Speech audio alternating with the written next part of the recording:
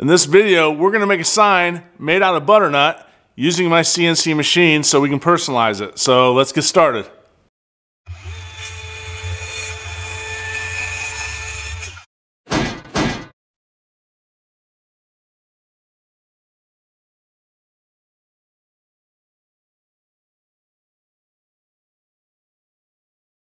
So I begin by stripping the bark off the wood, and I just use a chisel and kind of at a low angle press it in and then just pry the pieces up, and it'll come off in chunks in most cases.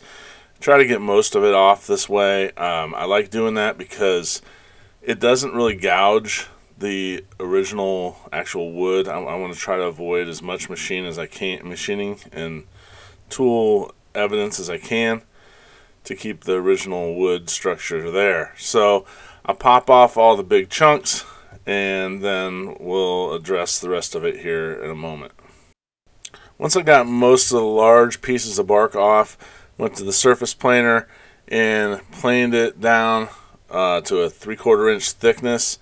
And the reason I went with 3/4 is because this is going to hang on a wall, and I didn't feel the extra weight that you typically get with a lot of live edge pieces was necessary, so we just took it down to 3/4, made sure both sides were smooth and ready for the next step.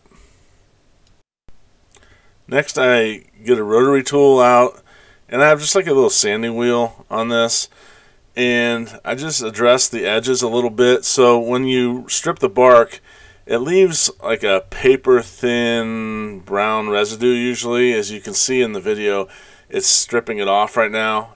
I'm not pressing very hard. I do not want to dig the sander into the edge. I just want to hit it light enough to knock that stuff off. And you can see it comes off in the dust and cleans up quite nicely. If you don't do this, there's a very good chance that not only will you have an issue with your finish and the penetration of your finish, but it could very easily come off as things dry over time. So I think it's best to just remove it now so the piece doesn't produce a mess in the house and looks more uniform and finished going forward.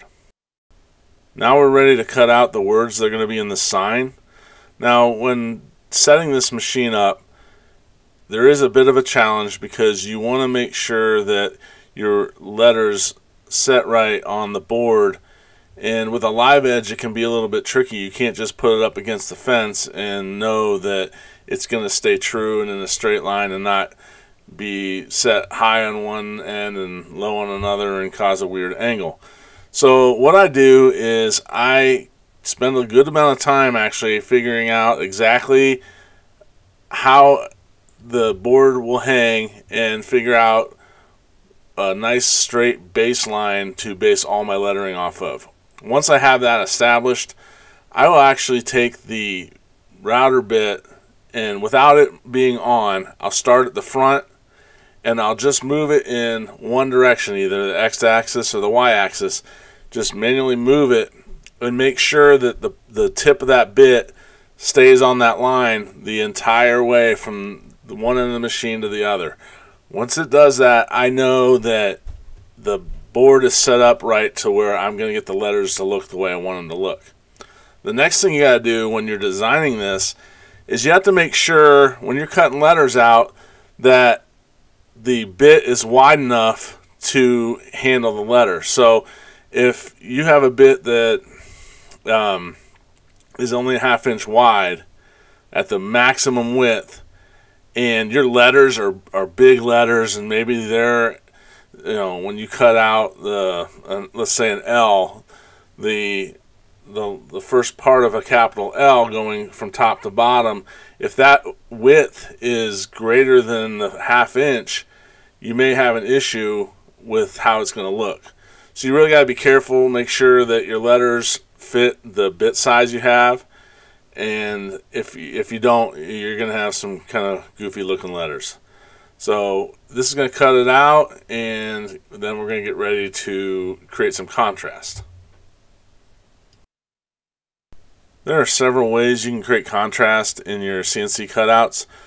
One of them is by burning them in. And So you have to be a little bit careful with this. I'm just using a torch, and I'm going to just torch the inside of the letters. It's a good idea to have some water nearby. You are burning wood. I've never had any issues with it catching on fire, but you just want to be safe as much as you can. So as you can see, you just burn the letters in, and then you're going to get some burn marks on the outside as well. We're going to sand those out later. Notice I have not sanded the surface at all yet, and the reason for that is I didn't want to sand twice. So we'll burn all these letters in. It does a pretty good job. It had a little bit of trouble getting down in the bottom and in the corners, and I actually ended up using a smaller torch to do those later. But for the most part, it got the look that I was looking for, and it created a really nice contrast.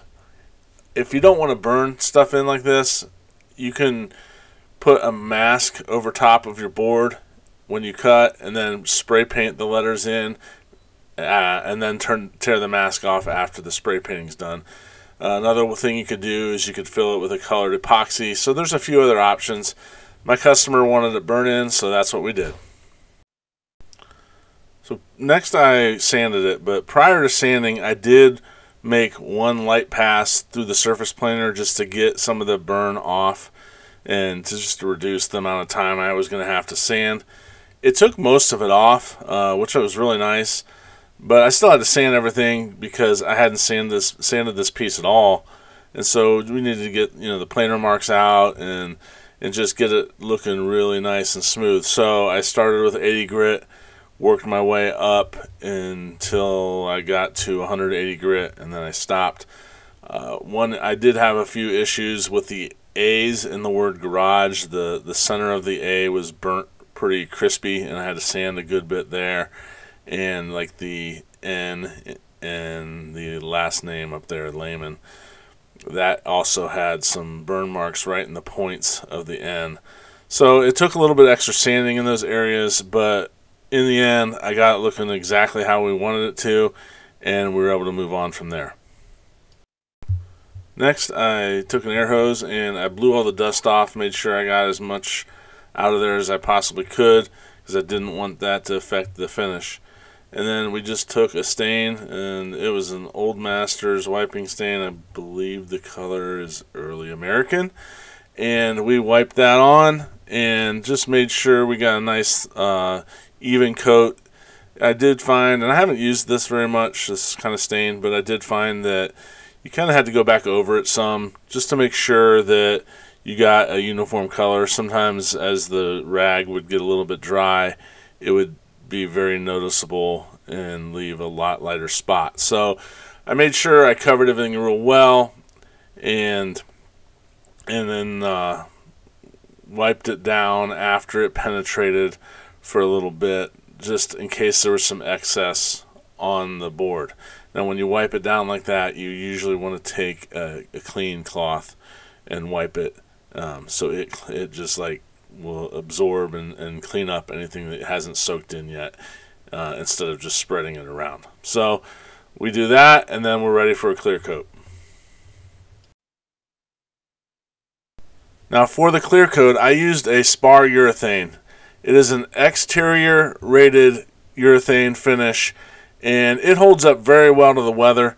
Now that does not mean that you will never have to recoat it, because you probably will, but it is UV protectant. It doesn't yellow, at least the water-based version of it does not yellow. So you get a really nice finish, a protective finish for outside, and then it just has a really nice look to it.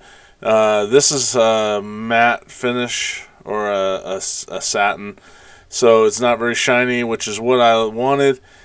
Brings out a little bit more of that grain color and the characteristics of the grain when you don't use a real glossy finish. So we just brush this on, and I put 4 coats on. I believe that was what was recommended by the manufacturer. So we did 4 coats, and in between coats I did do some light sanding just to get any kind of rough spots off. This, like I said, this is a water-based, so you may get a little bit of raised grain when you use something like this, and by sanding it really lightly, it corrects some of that. So that was a quick rundown on how to make a sign like that.